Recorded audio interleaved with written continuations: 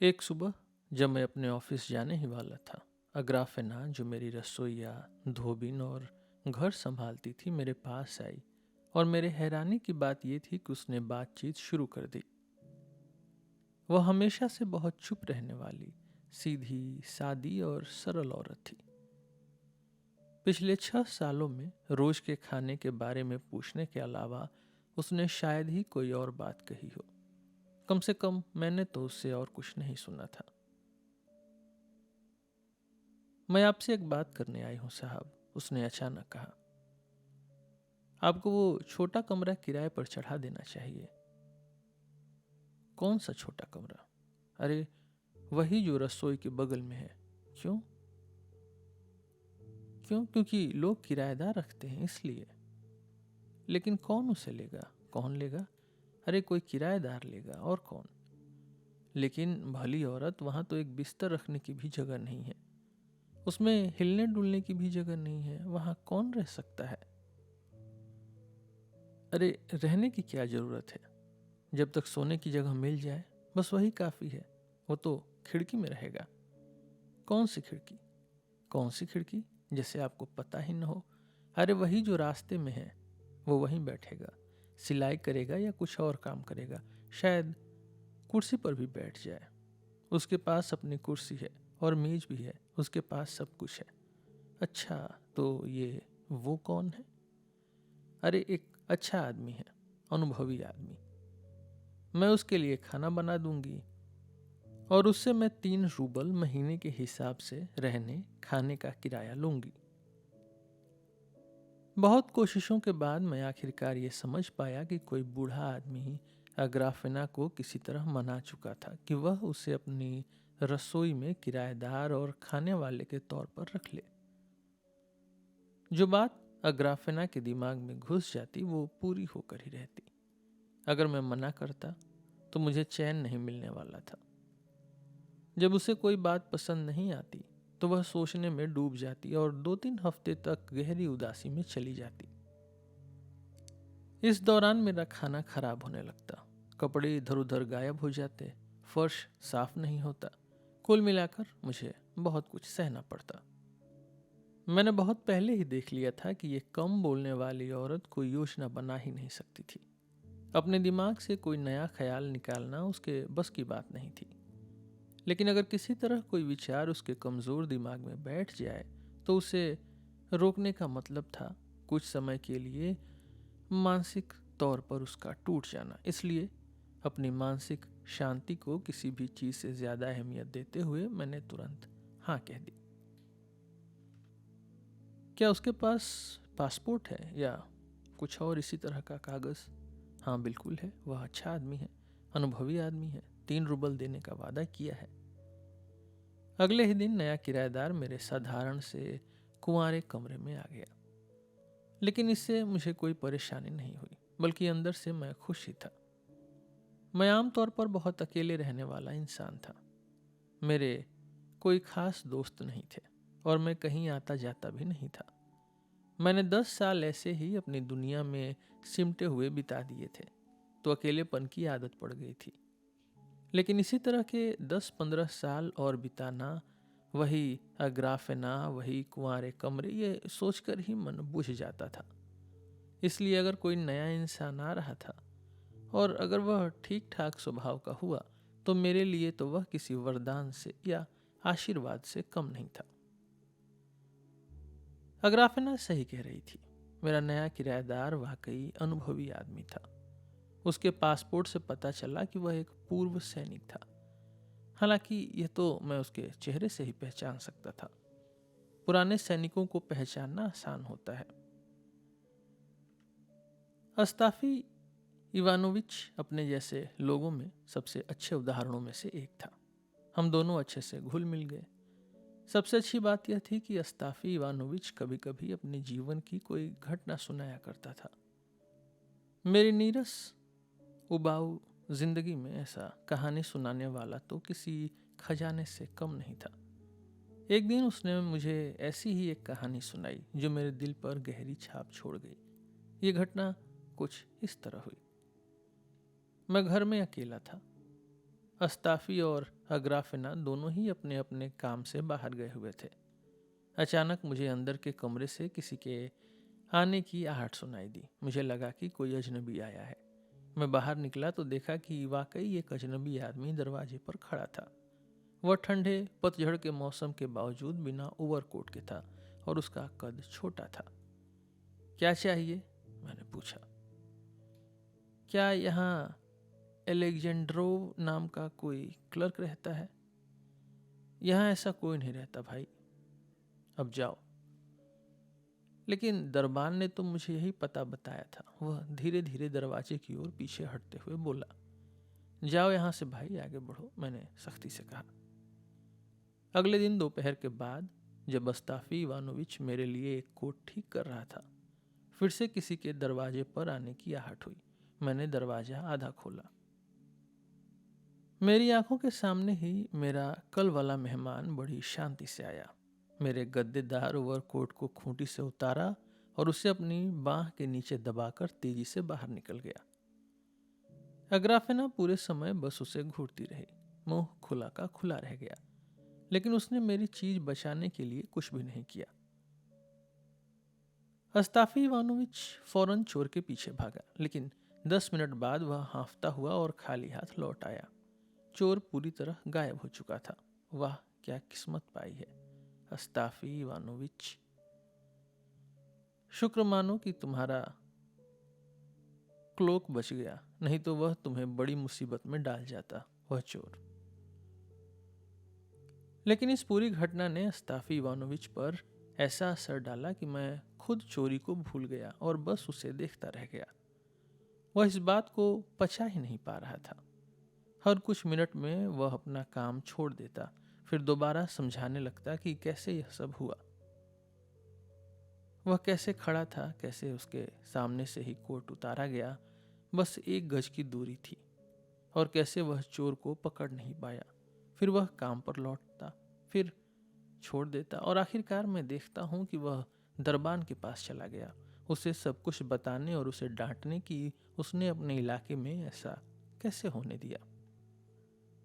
फिर वह वापस आया और अग्राफिना को डांटने लगा, फिर दोबारा अपने काम में लग गया। लेकिन बहुत देर तक वह बड़बड़ाता रहा कि यह सब कैसे हुआ। वह यहाँ खड़ा था, मैं वहाँ था, और हमारे सामने से बस 1 गज की दूरी से चोर कोट ले गया, वगैरह वगैरह। कुल मिलाकर अस्ताफी इवानोविच को अपना काम तो आता था, लेकिन वह बहुत धीमा और जिद्दी इंसान था।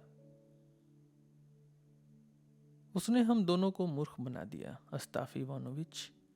मैंने शाम को उसे चाय का गिलास देते हुए कहा। मैं समय बिताने के लिए उस चोरी की कहानी दोबारा सुनना चाहता था। बार बार यह कहानी सुनना और सुनाने वाले की गंभीरता देखना अब मुझे मज़ेदार लगने लगा था। मूर्ख ही तो बना दिया साहब। यह मेरा मामला नहीं था, लेकिन फिर भी गुस्सा आ रहा है। कोट मेरा नहीं था, फिर भी यह बात परेशान कर रही है। मेरी नज़र में इस दुनिया में सबसे घटिया जीव चोर ही होता है। कोई और इंसान वो चीज़ लेता है जिसे तुम दे सकते हो, लेकिन चोर तुम्हारी मेहनत का फल चुराता है, तुम्हारे पसीने की कमाई ले जाता है, तुम्हारा वक्त चुरा लेता है। उफ, बहुत बुरी बात है। इस पर बात भी नहीं की जा सकती। यह सोचकर ही गुस्सा आ जाता है। आपको अपनी चीज चोरी होने का दुख क्यों नहीं है साहब? हाँ, तुम सही कह रहे हो अस्ताफी इवानोविच। अगर चीज जल जाती तो ज्यादा अच्छा होता, लेकिन चोर के हाथ लगना ज्यादा परेशान करने वाला है। यह बहुत बुरा लगता है। बुरा? अरे और क्या। लेकिन हाँ, चोर भी तरह तरह के होते हैं। और साहब, एक बार मेरी मुलाकात एक ईमानदार चोर से हुई थी। ईमानदार चोर? लेकिन चोर ईमानदार कैसे हो सकता है अस्ताफी इवानोविच? इसमें आप बिल्कुल सही कह रहे हैं साहब। चोर भला ईमानदार कैसे हो सकता है? ऐसा कोई नहीं होता। मेरा मतलब बस यह था कि वह आदमी वाकई अच्छा था, लेकिन फिर भी उसने चोरी की। मुझे बस उस पर दया आ गई थी। कैसे, ऐसे कैसे हुआ अस्ताफी? यह करीब 2 साल पहले की बात है साहब। मैं लगभग 1 साल से बिना किसी काम के था, और उसी दौरान जब मेरी नौकरी छूटने वाली थी, मेरी मुलाकात एक गरीब बेसहारा आदमी से हुई। हमारी जान पहचान शराब खाने में हुई थी। वह पियक्कड़ था, आवारा था, भिखारी था। कभी किसी काम में लगा हुआ था, लेकिन अपनी शराब पीने की आदत की वजह से उसने अपनी नौकरी खो दी। ऐसा निकम्मा आदमी, भगवान ही जाने उसने बदन पर क्या पहन रखा था। कई बार तो यह भी समझ में नहीं आता था कि उसके कोट के नीचे कमीज भी है या नहीं। जो भी चीज उसके हाथ लगती वह उसे शराब में उड़ा देता। लेकिन झगड़ालू नहीं था, चुपचाप रहने वाला आदमी था, कोमल दिल का अच्छा इंसान था और मांगता भी नहीं था। शर्म आती थी उसे, लेकिन यह साफ दिखता था कि उसे पीने के लिए कुछ चाहिए। तब हम ही उसे पिला देते थे और इस तरह हम दोस्त बन गए, यानी वह मेरे साथ चिपक गया। मुझे इससे कोई फर्क नहीं पड़ता था। और कैसा आदमी था वह? जैसे कोई छोटा कुत्ता हो, हर जगह मेरे पीछे पीछे, जहां मैं जाता वह वहीं चला आता। और यह सब पहली ही मुलाकात के बाद हुआ। वह एकदम दुबला पतला था, जैसे कागज की पतली चिट हो। पहले उसने कहा आज की रात रुकने दो, तो मैंने उसे रोक लिया। मैंने उसका पासपोर्ट भी देखा, सब सही था। अगले दिन फिर वही बात, और तीसरे दिन भी वही हाल। वह खिड़की के पास बैठा रहता और रात भी वहीं गुजार देता। मैंने सोचा यह तो मेरे साथ ही चिपक गया है। खाना पीना दो, रात में ठिकाना दो, मैं खुद गरीब आदमी और ऊपर से एक और का बोझ। इससे पहले वह एक सरकारी क्लर्क के पास इसी तरह जाया करता था। उसने भी उसे अपने साथ रख लिया था। दोनों हमेशा साथ बैठकर शराब पीते रहते, लेकिन वह क्लर्क किसी परेशानी में ऐसा डूबा कि आखिरकार ज्यादा पीने से ही मर गया। इस आदमी का नाम था एमेलियान इलिच।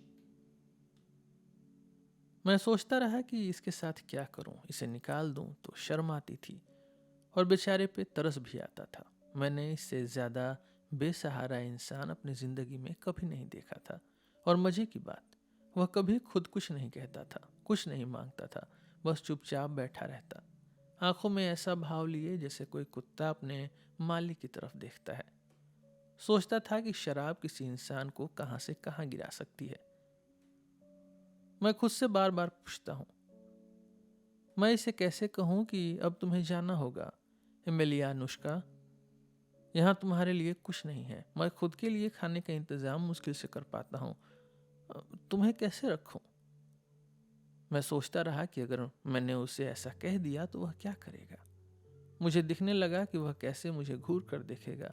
कुछ देर तक कुछ समझ नहीं पाएगा, और जब उसे बात समझ आएगी तो कैसे वह धीरे से खिड़की के पास से उठेगा, अपने पुराने फटे चिथड़े रुमाल में अपनी चीजें बांधेगा, वही लाल धारी वाला पुराना रुमाल जो जगह जगह से फटा हुआ था, जिसमें भगवान ही जाने क्या क्या बंधा रहता था।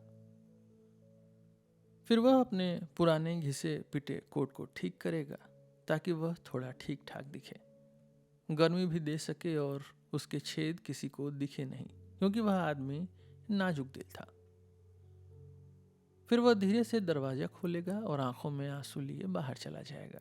नहीं, कोई इंसान इस तरह बर्बाद हो जाए यह देखा नहीं जाता, दिल पसीज जाता है।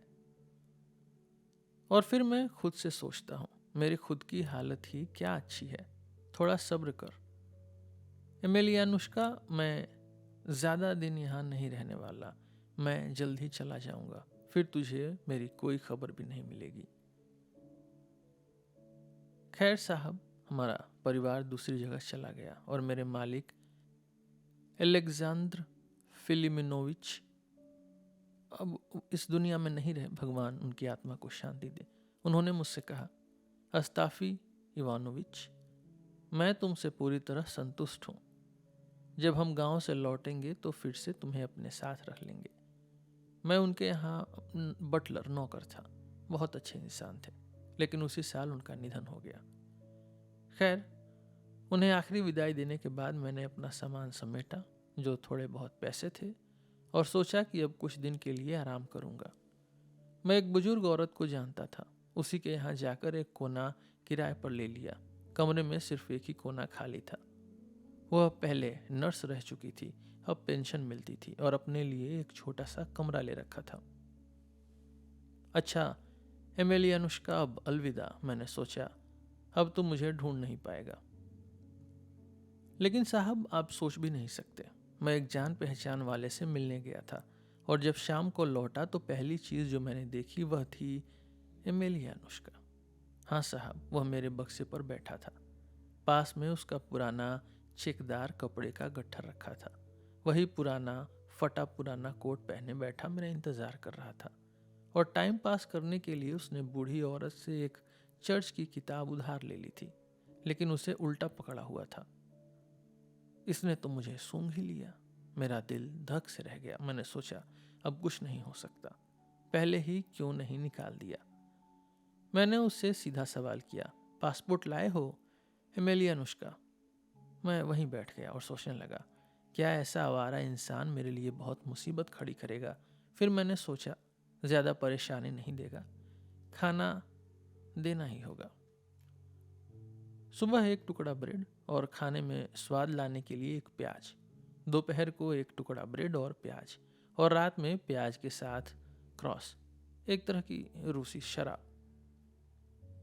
और अगर भूख ज़्यादा हो तो थोड़ा और ब्रेड, और अगर कहीं से गोभी का सूप मिल गया तो दोनों का पेट भर जाएगा। मैं खुद ज़्यादा खाने वाला नहीं था और शराबी आदमी, जैसा कि हम सब जानते हैं, वैसे भी ज़्यादा नहीं खाता। उसे बस जड़ी बूटी वाली ब्रांडी या हरी शराब चाहिए होती है। यह अपनी पीने की आदत से मेरी कमाई चौपट कर देगा, मैंने सोचा। लेकिन फिर एक और ख्याल आया और साहब, यह ख्याल दिल में गहरे बैठ गया। इतना कि अगर एमेलियानुष्का चला जाता तो शायद मुझे लगता कि अब मेरे पास जीने का कोई मकसद ही नहीं बचा। मैंने उसी पल तय कर लिया, मैं इसका पिता और रखवाला बनूंगा। मैं इसे बर्बाद होने से बचाऊंगा। मैं इसे शराब छोड़ने पर मजबूर कर दूंगा। ठीक है एमेलियानुष्का, रह सकते हो, लेकिन शर्त यह है कि तुम्हें मेरे कहे मुताबिक चलना होगा। मैंने सोचा पहले इसे किसी काम में लगाने की कोशिश करूंगा, लेकिन धीरे धीरे, एकदम से नहीं। पहले इसे थोड़ा आराम करने दूंगा, फिर देखूंगा कि यह किस तरह का काम कर सकता है। हर इंसान को अलग अलग काम के लिए खास हुनर चाहिए होता है। मैंने चुपचाप उसे गौर से देखना शुरू किया। जल्दी ही मुझे समझ आ गया कि एमेलियानुष्का बहुत ही बिगड़ा हुआ आदमी था। मैंने धीरे धीरे उसे समझाना शुरू किया। मैंने उससे कहा, देखो एमेलियानुष्का, तुम्हें अब सुधर जाना चाहिए। शराब छोड़ दो। देखो तुम कैसी हालत में घूम रहे हो। तुम्हारा यह पुराना कोट तो ऐसा है कि अगर बोलने लगे तो सीधा कहेगा कि मुझे छलनी बना दो। कुछ तो सोचो। अब इस सब पर लगाम लगाने का वक्त आ गया है। एमेलियानुष्का चुपचाप बैठा रहा, सिर झुका लिया। साहब, आप यकीन नहीं करेंगे, शराब ने उसे इस कदर तबाह कर दिया था कि उसकी जुबान ही बंद हो गई थी। उसे कोई सीधी बात कीजिए तो वह ककड़ी की बात का जवाब फलियों से देता। मैं बोलता रहा, वह सुनता रहा और फिर एक गहरी सांस खींच लेता। मैंने पूछा, क्या हुआ एमेलियान इलिच, इतनी गहरी सांस क्यों ले रहे हो? ओह कुछ नहीं, तुम मेरी फिक्र मत करो अस्ताफी इवानोविच। क्या तुम्हें पता है आज सड़क पर दो औरतें आपस में लड़ रही थी। अच्छा, फिर क्या हुआ? एक ने गलती से दूसरे की टोकरी गिरा दी जिसमें क्रैनबेरी भरे थे, तो फिर तो दूसरी ने जानबूझकर उसकी क्रैनबेरी गिरा दी और पैरों से कुचल भी दी। अच्छा, फिर क्या हुआ एमेलियान इलिच? कुछ नहीं अस्ताफी इवानोविच, बस ऐसे ही बताया। कुछ नहीं, बस ऐसे ही बताया। मैंने सोचा, एमेलियानुष्का, तूने तो अपनी सारी अकल शराब में बहा दी। और जानते हो, एक साहब ने गोरोहोवी स्ट्रीट पर एक नोट गिरा दिया था। नहीं, सादोवी स्ट्रीट पर था शायद। और एक किसान ने उसे देखा और बोला, मेरी किस्मत खुल गई। और तभी एक और आदमी ने उसे देख लिया और कहा, नहीं, ये मेरी किस्मत का हिस्सा है, मैंने तुझसे पहले देख लिया। तो फिर एमेलियान इलिच? तो दोनों आदमी उस नोट के लिए झगड़ने लगे, अस्ताफी इवानोविच। फिर एक पुलिस वाला आ गया, उसने नोट उठा लिया, वापस उस साहब को दे दिया और उन दोनों को धमकी दी कि अगर दोबारा लड़ाई की तो जेल भेज देगा। अच्छा, तो इसमें खास क्या हुआ एमेलियानुष्का? कुछ नहीं, बस लोग हंस रहे थे अस्ताफी इवानोविच। अरे एमेलियानुष्का, लोग क्या सोचते हैं इसकी परवाह क्यों करता है? तूने तो अपनी आत्मा एक तांबे के पैसे के लिए बेच दी। लेकिन जानता है एमेलियान इलिच, मैं तुझसे क्या कहने वाला हूं? क्या अस्ताफी इवानोविच? कोई काम पकड़ ले, 100वीं बार कह रहा हूं, कोई काम कर, अपनी हालत पर थोड़ा तो रहम कर। लेकिन मैं क्या कर सकता हूं अस्ताफी इवानोविच? मुझे खुद नहीं पता मैं क्या कर सकता हूं, और कोई मुझे काम पर रखेगा भी नहीं। इसीलिए तो तुझे निकाला गया था एमेलियन। उसका शराबी आदमी कहीं टिक नहीं सकता। और जानते हो, व्लास जो होटल में वेटर था, उसे आज ऑफिस में बुलाया गया था अस्ताफ इवानोविच। अच्छा, उसे क्यों बुलाया गया ये तो मुझे नहीं पता अस्ताफ इवानोविच। शायद उन्हें उसकी जरूरत थी, इसलिए बुला लिया। मैंने सोचा हम तो बुरी हालत में हैं। गरीब एमेलियनुष्का, भगवान हमारे पापों की सजा दे रहा है। अब बताइए साहब, ऐसे आदमी के साथ क्या किया जाए? लेकिन चालाक था वो। मैं जितना समझाने की कोशिश करता, वह उतना ही मेरी बात सुनता रहता। लेकिन जब देखता कि मैं गुस्से में आने वाला हूं, तो झटपट अपना पुराना कोट उठाता और खिसक जाता, जैसे वहां था ही नहीं। पूरा दिन इधर उधर भटकता और रात को शराब पीकर लौटता। पैसे कहाँ से लाता था भगवान ही जाने, मुझसे तो नहीं लेता था। आखिरकार मैंने उससे कह दिया, नहीं एमेलियान इलिच, तू बहुत बुरी हालत में जा रहा है, शराब छोड़ दे, मेरी बात मान। अगर अगली बार फिर से नशे में लौटा तो रात भर सीढ़ियों पर ही सोना पड़ेगा, मैं तुझे अंदर नहीं आने दूंगा। मेरी धमकी सुनकर एमेलियनुष्का 2 दिन तक घर पर ही बैठा रहा, लेकिन तीसरे दिन फिर से खिसक लिया। मैं इंतजार करता रहा, लेकिन वह लौटा ही नहीं। अब मैं झूठ नहीं बोलूंगा साहब, मुझे डर लगने लगा था। मुझे उस पर तरस भी आ रहा था। ये मैंने इसे क्या कर दिया? कहीं मैंने इसे हमेशा के लिए भगा तो नहीं दिया? अब बेचारा कहाँ गया होगा, कहीं भटक न जाए, भगवान रहम करे। रात हो गई लेकिन वह नहीं लौटा। सुबह मैं बरामदे में गया, यह देखने की कहीं वह बरामदे में न पड़ा हो, पर वह सिर सीढ़ी पर टिकाए पड़ा था और इतनी ठंड में उसका पूरा शरीर अकड़ गया था। अरे अब क्या होगा एमेलियनुष्का, भगवान तुझ पर रहम करे। अब कहाँ जाएगा तू? क्या करूं अस्ताफ इवानोविच? उस दिन तुम मुझसे नाराज थे, गुस्से में थे और बोले थे कि मुझे बरामदे में ही सोना पड़ेगा, तो मैंने हिम्मत ही नहीं की अंदर आने की अस्ताफ इवानोविच, और यहीं लेट गया। मुझे गुस्सा भी आया और दया भी। कम से कम कोई और काम तो पकड़ लेता एमेलियनुष्का, बजाय यहाँ सीढ़ियों की रखवाली करने के। क्या काम करूं अस्ताफ इवानोविच? मुझे इतना गुस्सा आया कि मैंने उसे कह दिया, अरे बदनसीब आदमी, अगर कुछ और नहीं आता तो सिलाई ही सीख ले। अपने इस फटे हाल कोट को तो देख, बस इसे तार तार करना ही बाकी रह गया है और तू इसे घसीटता फिर रहा है। कम से कम सुई उठा और इसके चिथड़े ही सिल ले, जैसे कोई सभ्य आदमी करता है। अरे शराबी! अब आप सोचिए साहब, उसने सच में सुई उठा ली। मैंने तो बस मजाक में कह दिया था, लेकिन बेचारा इतना डरा हुआ था कि उसने सच में सिलाई शुरू कर दी। उसने कोट उतारा और धागा पिरोने लगा। मैं देखता रहा। आप खुद समझ सकते हैं, उसकी आंखें लाल और सूजी हुई थी, हाथ कांप रहे थे।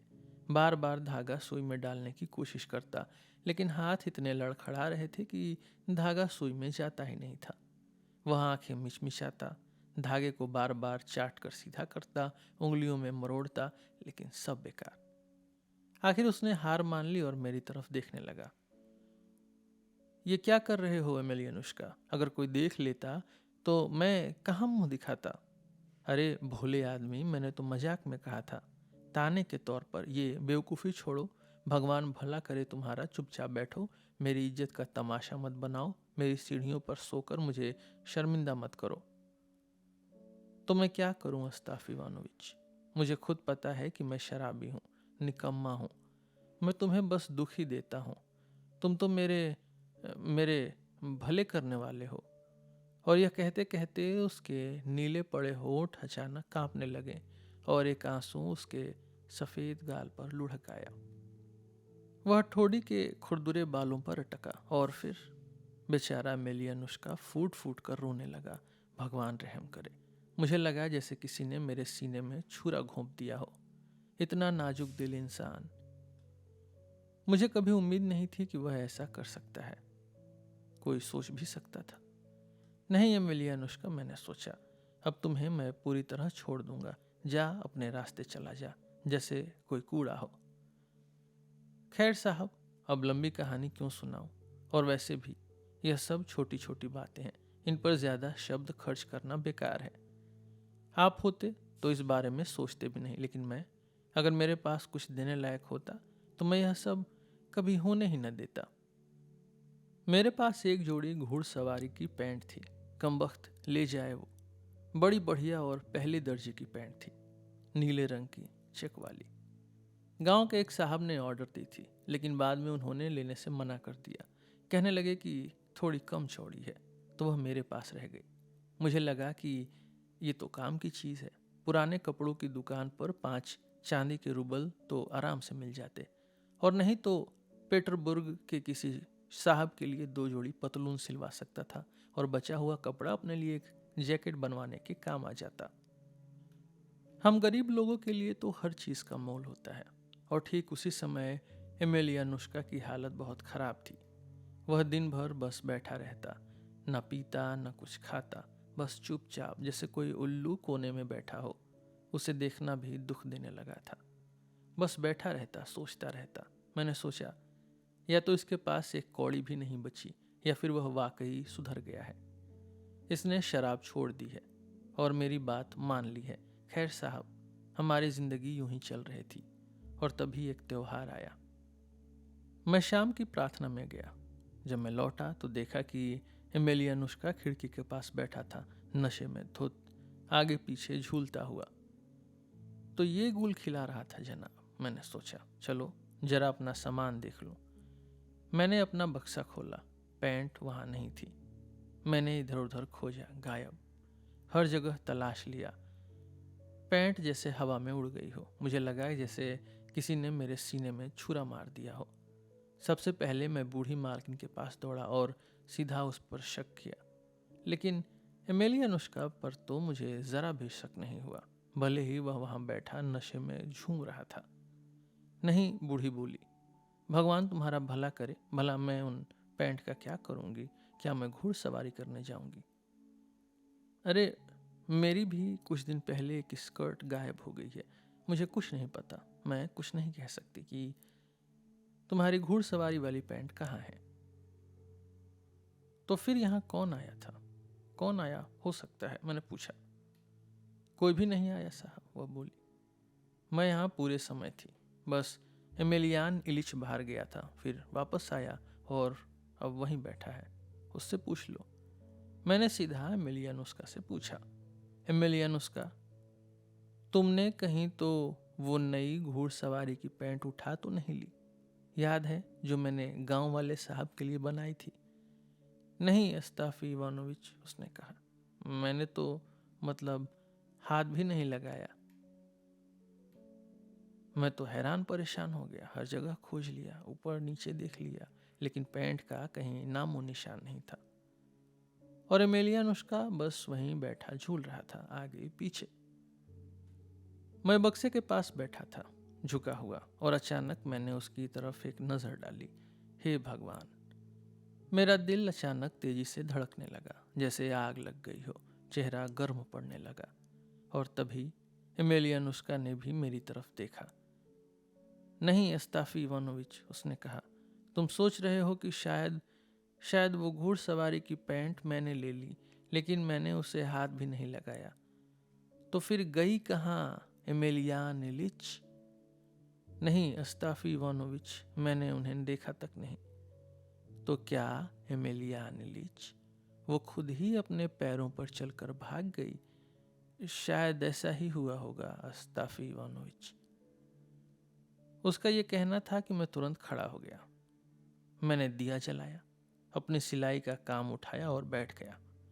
नीचे रहने वाले एक क्लर्क के लिए एक जैकेट ठीक कर रहा था, लेकिन साहब, दिल में जलन और दर्द था, सीने में तेज चुभन थी। मुझे इतना दुख नहीं होता अगर मैं अपने सारे कपड़े जलाकर राख कर देता। एमेलियानुष्का को भी समझ में आ गया था कि मैं अंदर से कितना गुस्से में हूं। गुनहगार आदमी को दूर से ही आंधी का अंदाजा हो जाता है, जैसे परिंदों को तूफान का एहसास पहले से हो जाता है। अस्ताफी इवानोविच, एमेलियानुष्का ने अचानक बोलना शुरू किया। उसकी आवाज कांप रही थी। तुम्हें पता है, एंटिप प्रोखेरिच जो दवा बेचने वाला है, उसने आज सुबह उस कोशवान की बीवी से शादी कर ली जिसकी कुछ दिन पहले मौत हो गई थी। मैंने उसे ऐसी नज़र से देखा, ऐसे घूर कर देखा कि खुद भी वह कांप गया। उसने मेरी आंखों में सब कुछ पढ़ लिया। मैंने देखा कि वह उठा, बिस्तर के पास गया और वहां कुछ टटोलने लगा। मैंने इंतज़ार किया। वह वहीं कुछ देर तक खटर पटर करता रहा और धीरे धीरे बड़बड़ाता रहा। नहीं, यहाँ नहीं है, आखिर ये चीज़ गई कहाँ भगवान। मैं देखता रहा कि वह अब क्या करेगा। फिर उसने धीरे धीरे बिस्तर के नीचे घुसना शुरू कर दिया, हाथ पैर के बल रेंगते हुए। अब मुझसे बर्दाश्त नहीं हुआ। क्या कर रहे हो बिस्तर के नीचे, एमेलियान इलिच? पैंट ढूंढ रहा हूँ अस्ताफी इवानोविच, शायद नीचे गिर गई हो कहीं। अब मेरा गुस्सा उबल पड़ा। अरे, मैं जैसा आदमी, मेरी जैसी हालत, और तू मेरी मदद करने के लिए घुटनों के बल चल रहा है। गुस्से में मैंने उसे साहब कह दिया, जैसे ताना मार रहा हूं। कोई बात नहीं अस्ताफी इवानोविच, देख ही लेता हूं, मिल ही जाएगी कहीं ना कहीं। मैंने उसे घूर कर देखा और कहा, सुनो एमेलियान इलिच। क्या हुआ अस्ताफी इवानोविच? तुमने ये पैंट चुरा ली है ना, जैसे कोई चोर डाकू चोरी करता है। बदले में क्या दिया तुमने? जो भी खाया पिया उसी का एहसान उतार रहे हो। अब गुस्सा तो आ ही रहा था, लेकिन जब मैंने उसे घुटनों के बल मेरे सामने रेंगते देखा तो गुस्सा और बढ़ गया। नहीं अस्ताफी इवानोविच। और वह वैसे ही पड़ा रहा, मुंह के बल बिस्तर के नीचे। बहुत देर तक वैसे ही पड़ा रहा, फिर धीरे धीरे बाहर निकला। मैंने देखा वह पूरी तरह सफ़ेद पड़ चुका था, जैसे चेहरे से सारा खून ही सूख गया हो। वह खड़ा हुआ और फिर धीरे से खिड़की के पास आकर बैठ गया और फिर करीब 10 मिनट तक बस यूं ही चुपचाप बैठा रहा। नहीं अस्ताफी इवानोविच, उसने कहा और अचानक खड़ा होकर मेरी तरफ बढ़ा। आज भी मैं उसे उसी हालत में देख सकता हूँ, डरावना लग रहा था। नहीं अस्ताफी इवानोविच, उसने दोबारा कहा। मैंने तुम्हारी पैंट को हाथ तक नहीं लगाया। वह पूरी तरह कांप रहा था, अपनी कांपती उंगली से खुद के सीने पर बार बार मार रहा था। उसकी आवाज इतनी लड़खड़ा रही थी कि मैं डर गया साहब। मैं बस वहीं बैठा रह गया, जैसे खिड़की की चौकी से चिपक गया हूं। अच्छा एमेलियान इलिच, मैंने कहा, जैसा तुम चाहो। अगर मैंने अपनी नासमझी में तुम पर गलत इल्ज़ाम लगाया तो मुझे माफ़ कर दो। रही बात पैंट की तो जाने दो, उसके बिना भी जिया जा सकता है। हमारे हाथ पैर सलामत है, भगवान का शुक्र है। न हमें चोरी करने की ज़रूरत है, न किसी गरीब से भीख मांगने की। मेहनत करके कमा लेंगे। एमेलियानुष्का ने मेरी पूरी बात सुनी, लेकिन वहीं खड़ा रहा। मैंने ऊपर देखा, अब वह बैठ गया था और फिर पूरी शाम बिना हिले डुले वहीं बैठा रहा। आखिरकार मैं सोने चला गया, लेकिन एमेलियानुष्का वहीं उसी जगह बैठा रहा। सुबह जब मैंने देखा तो वह अपने उसी पुराने कोट के फर्श पर सिकुड़ कर पड़ा था। इतना टूट चुका था कि बिस्तर तक आने की हिम्मत भी नहीं बची थी। उस दिन के बाद साहब मैं उसे पसंद नहीं कर सका, बल्कि सच कहूं तो पहले कुछ दिनों तक तो नफरत होने लगी थी। ऐसा लग रहा था जैसे मेरे ही बेटे ने मुझे लूट लिया हो, जैसे किसी ने मेरे दिल पर गहरा घाव कर दिया हो। आह एमेलियानुष्का, एमेलियानुष्का। लेकिन एमेलियानुष्का साहब पूरे 15 दिन तक बिना रुके शराब पीता रहा, हर वक्त नशे में धुत। सुबह निकलता, रात को देर से लौटता, और पूरे 15 दिनों तक मैंने उससे एक भी शब्द नहीं सुना। जैसे कोई दर्द उसे अंदर ही अंदर खा रहा हो, या जैसे वह खुद को पूरी तरह मिटा देना चाहता हो। आखिरकार वह थम गया, शायद उसके पास जो भी था वह खत्म हो गया था। अब वह फिर से खिड़की पर आकर बैठने लगा। 3 दिन और 3 रातें बीत गई। वह बस बैठा रहता, कुछ कहता नहीं, कुछ करता नहीं, और फिर अचानक मैंने देखा कि वह रो रहा था। बस वहीं बैठा बैठा धारो धार आंसू बहा रहा था, जैसे उसे खुद नहीं पता कि ये आंसू कहाँ से आ रहे हैं। किसी आदमी को यूं बैठकर फूट फूट कर रोते देखना बहुत दुखद होता है साहब। मैंने धीरे से पूछा, क्या हुआ है मेरी अनुष्का? उसका पूरा शरीर कांपने लगा। पहली बार मैंने उस रात के बाद उससे बात की थी। कुछ नहीं अस्ताफी इवानोविच। मैंने उसे देखा, तरस आ गया। भगवान तुम्हारा भला करे मिली अनुष्का। जो खो गया उसे भूल जाओ, अब ऐसे गुमसुम मत बैठो। ओ कुछ नहीं अस्ताफी इवानोविच, कोई बात नहीं। मैं कोई काम ढूंढना चाहता हूँ अस्ताफी इवानोविच। अच्छा, कौन सा काम है मेरी अनुष्का? कोई भी काम। शायद मैं कोई नौकरी ढूंढ लूं जैसे पहले थी। मैं फेदोसाय इवानिच के पास पूछने भी गया था। मुझे अच्छा नहीं लगता कि मैं तुम्हारे ऊपर बोझ बनूं अस्ताफी इवानोविच। अगर मुझे कोई काम मिल गया तो मैं तुम्हारा सब कुछ चुका दूंगा। तुमने जो मुझ पर मेहरबानी की है उसका कुछ तो बदला दूंगा। बस करो एमिली अनुष्का, बस करो। जो बीत गया उसे जाने दो। अब इस बारे में और कुछ मत कहो। पहले जैसे ही रहो, सब कुछ वैसे ही चलने दो। नहीं अस्ताफी इवानोविच, तुम शायद सोचते हो कि, लेकिन मैंने तुम्हारी घुड़सवारी की पैंट को हाथ तक नहीं लगाया।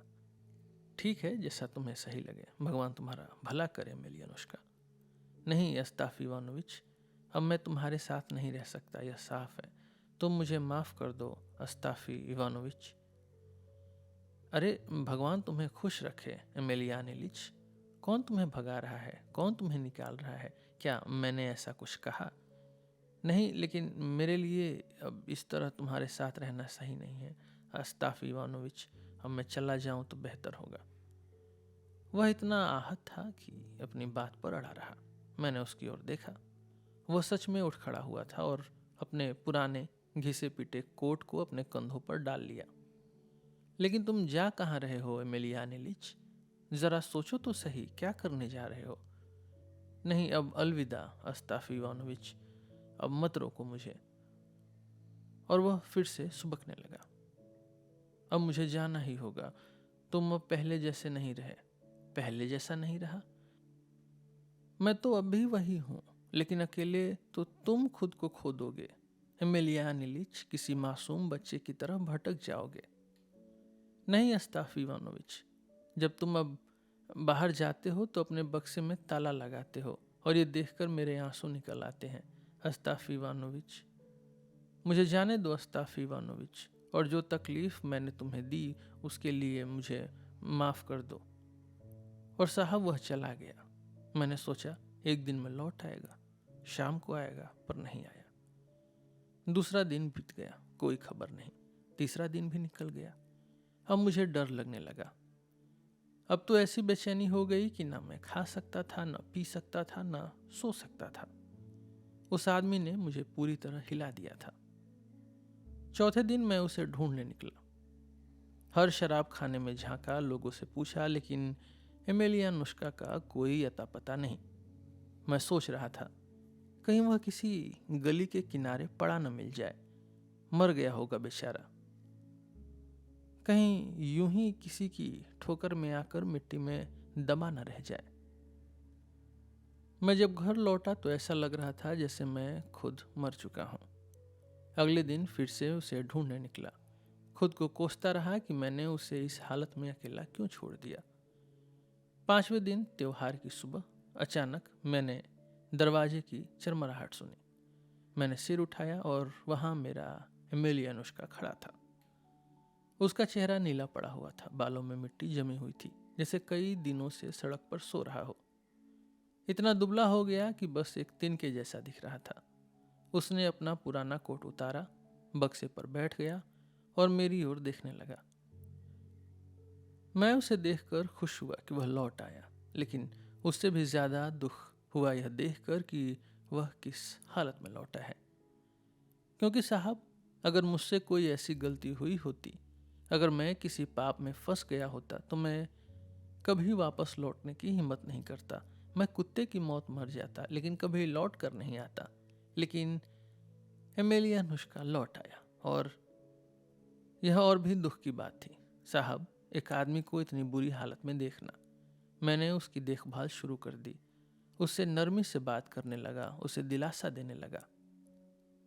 तो एमेलियानुष्का, मैंने कहा, मैं खुश हूं कि तुम लौट आए। अगर तुम और देर तक नहीं आते तो आज फिर मैं तुम्हें शराब खानों में ढूंढने निकलने वाला था। भूख लगी है? नहीं अस्ताफ इवानोविच। अरे सच में नहीं लगी? देखो भाई, यहाँ कल का बचा हुआ गोभी का सूप रखा है, इसमें मांस भी था, बहुत अच्छा बना था। और ये लो ब्रेड और प्याज, खा लो, तुम्हें अच्छा लगेगा। मैंने जबरदस्ती उसे खिलाया, और जैसे ही उसने पहला कौर मुंह में डाला, मुझे समझ आ गया, बेचारे ने शायद 3 दिन से कुछ भी नहीं खाया था। वह भूख से ऐसा तड़प रहा था जैसे कोई भेड़िया हो। तो आखिरकार भूख ही उसे वापस मेरे पास खींच लाई थी। मेरा दिल पिघल गया उसे इस हालत में देखकर। मैंने सोचा, चलो शराब खाने से कुछ ले आता हूँ, जिससे उसका मन हल्का हो जाए, फिर सब खत्म कर देंगे। अब तो कोई गुस्सा भी नहीं बचा एमेलियानुष्का के लिए। मैं उसके लिए थोड़ी वोडका लेकर आया। लो एमेलियान इलिच, त्योहार के मौके पर पी लो, लोग पीते ही हैं, थोड़ा सा लोगे, अच्छा लगेगा तुम्हें। उसने अपना हाथ आगे बढ़ाया, बेचैनी से, उतावलेपन से, लेकिन जैसे ही लेने वाला था रुक गया। 1 मिनट बाद मैंने देखा, उसने फिर से गिलास उठाया, होठों तक लाया, लेकिन वोडका का एक घूंट भी नहीं पिया। बस गिलास हाथ में लिया और फिर उसे धीरे से मेज पर रख दिया। क्या हुआ एमेलियानुष्का? कुछ नहीं अस्ताफ इवानोविच, मैं बस। पियोगे नहीं? अस्ताफ इवानोविच, अब मैं शराब नहीं पीऊंगा। अस्ताफ इवानोविच, मतलब तुमने पूरी तरह छोड़ दी या बस आज नहीं पीने वाले? उसने कोई जवाब नहीं दिया। कुछ देर बाद मैंने देखा कि उसने सिर अपने हाथ पर टिका लिया। क्या हुआ एमेलियानुष्का, तबीयत ठीक नहीं लग रही? हाँ अस्ताफ इवानोविच, अच्छा महसूस नहीं कर रहा। मैंने उसे उठाया और बिस्तर पर लिटा दिया। मैंने देखा वह सच में बीमार था। सिर जल रहा था, पूरा शरीर बुखार से कांप रहा था। मैं पूरे दिन उसके पास बैठा रहा। जैसे जैसे रात हुई उसकी हालत और ख़राब होती गई। मैंने उसके लिए थोड़ा तेल, प्याज, क्वास और ब्रेड मिलाकर दिया। लो थोड़ा सा खा लो, शायद इससे आराम मिले। लेकिन उसने सिर हिलाकर मना कर दिया। नहीं अस्ताफ इवानोविच, आज मैं खाना नहीं खाऊंगा। मैंने उसके लिए चाय बनाई, बूढ़ी औरत को भी हड़बड़ा दिया, लेकिन कुछ असर नहीं हुआ। अब मैंने सोचा, अब मामला गंभीर होता जा रहा है। तीसरी सुबह मैं डॉक्टर बुलाने गया। वह पास में ही रहता था। नाम था कोस्तोप्रावोव। मैं उसे तब से जानता था जब मैं बोसुम यागिन परिवार में नौकरी करता था। एक बार मुझे तकलीफ हुई थी, तो उसी ने मेरा इलाज किया था। डॉक्टर आया, उसने एमेलियानुष्का को देखा और बस इतना बोला, अब ज़्यादा उम्मीद नहीं है, अब मेरे आने से कोई फ़ायदा नहीं, लेकिन चाहो तो एक पाउडर दे सकते हो। मैंने सोचा, यह तो बस डॉक्टरों की अपनी चाल है। मैंने पाउडर नहीं लिया और फिर 5वां दिन आ गया। वह वहीं पड़ा था साहब, मेरी आंखों के सामने दम तोड़ रहा था। मैं खिड़की के पास बैठा था, अपने हाथ में सिलाई का काम पकड़े हुए। बूढ़ी औरत चूल्हा गर्म कर रही थी। कोई कुछ नहीं बोल रहा था। पूरा घर एकदम शांत था। मेरा दिल जैसे टूटकर बिखर रहा था उस निकम्मे आदमी के लिए। ऐसा लग रहा था जैसे मेरा अपना बेटा मुझसे छीन रहा हो। मैं जानता था कि एमेलियानुष्का मुझे देख रहा था। सारा दिन मैंने उसे कुछ कहने के लिए हिम्मत जुटाते देखा, लेकिन वह कह नहीं पाया। आखिरकार मैंने खुद उसकी ओर देखा। उसकी आंखों में इतना दर्द था कि मेरा कलेजा कांप गया। वह मुझे ही घूर रहा था, लेकिन जैसे ही मेरी नजरें मिली, उसने झट से अपनी आंखें नीचे कर ली। फिर धीरे से कहा, अस्ताफी इवानोविच, क्या बात है एमेलियानुष्का? अगर तुम मेरी इस पुरानी कोट को किसी पुरानी चीज़ की दुकान पर बेचने जाओ तो कितने पैसे मिलेंगे? पता नहीं एमेलियान इलिच, शायद 1 रूबल मिल जाए। लेकिन मैं सोच रहा था अस्ताफ इवानोविच कि 3 रूबल तो मिलने ही चाहिए। यह कपड़े का बना है अस्ताफ इवानोविच, भला 1 रूबल में कैसे जाएगा? पता नहीं एमिलियान इलिच, मैंने कहा, अगर बेचना ही है तो कम से कम 3 रूबल मांग कर देखना। कुछ देर वह चुप रहा, फिर धीरे से बोला, अस्ताफी इवानोविच, क्या है एमिलियानुष्का? जब मैं मर जाऊं तो मेरी कोट मत पहनाना मुझे, बिना उसके भी मैं आराम से पड़ा रहूंगा। ये कुछ काम आ सकती है, किसी के काम आ सकती है। हे भगवान! उसके मुंह से यह सुनकर मेरा दिल जैसे अंदर से चीर दिया हो। मुझे दिख रहा था कि मौत उसे धीरे धीरे अपने साथ ले जा रही थी। हम फिर कुछ देर चुपचाप बैठे रहे। 1 घंटा बीत गया। मैंने उसकी तरफ दोबारा देखा। अब वह भी मुझे देख रहा था, लेकिन जैसे ही हमारी नजरें मिली उसने फिर से सिर झुका लिया। थोड़ा पानी पियोगे एमेलियान इलिच? हाँ अस्ताफी इवानोविच, दे दो, भगवान तुम्हारा भला करे। मैंने उसे पानी पिलाया। शुक्रिया अस्ताफी इवानोविच, उसने धीरे से कहा। और कुछ चाहिए एमेलियानुष्का? नहीं अस्ताफी इवानोविच, कुछ नहीं चाहिए, बस क्या? बस वो क्या बात है एमेलियानुष्का? वो घुड़सवारी की पैंट, वो मैंने ही ली थी अस्ताफी इवानोविच। मेरे होंठ कांप गए। मैंने उसके सिर पर हाथ रखा और धीरे से कहा, कोई बात नहीं एमेलियानुष्का, भगवान तुम्हें माफ करे। जाओ, चैन से सो जाओ। मेरा खुद का गला घुटने लगा था, आंखों में आंसू आ गए थे। मैंने सिर दूसरी ओर घुमा लिया। अस्ताफी इवानोविच, मैंने देखा वह कुछ कहना चाहता था। वह उठने की कोशिश कर रहा था, कुछ बोलने की कोशिश कर रहा था, लेकिन शब्द फंस रहे थे। अचानक उसका चेहरा लाल हो गया, फिर सफ़ेद पड़ने लगा, और फिर और भी सफ़ेद, और फिर वो धीरे धीरे जैसे धुंध में खो गया। उसका सिर पीछे गिर गया। उसने एक गहरी सांस ली और अपनी आत्मा भगवान को सौंप दी। आज के लिए बस इतना ही। हम फिर मिलेंगे आपसे एक नए एपिसोड में एक नए टॉपिक के साथ। मेरा नाम है रोहित और आप सुन रहे थे सिलेबस विद रोहित। धन्यवाद।